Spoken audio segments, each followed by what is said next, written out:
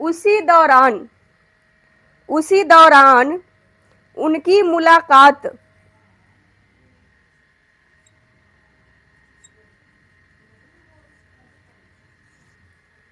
उसी दौरान उनकी मुलाकात हजरत बख्तियार काकी से हुई।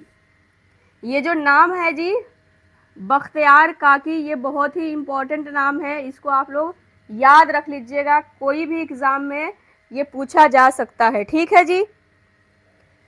उनकी मुलाकात हजरत बख्तियार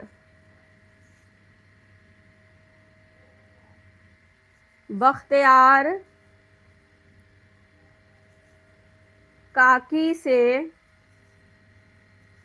हुई। अब जो ये दाखिला लिए थे बाबा फरीद, मदरसे में दाखिल हो गए थे, तो उस दौरान उनकी मुलाकात किससे हुई थी? तो हजरत बख्तियार काकी से हुई, जो कि उनकी ज़िंदगी के बहुत ही ज़रूरी शख्स हैं जी। तो आप सबको इसको याद रख लेना, इस नाम को, हजरत बख्तियार काकी। क्या नाम है जी? हजरत बख्तियार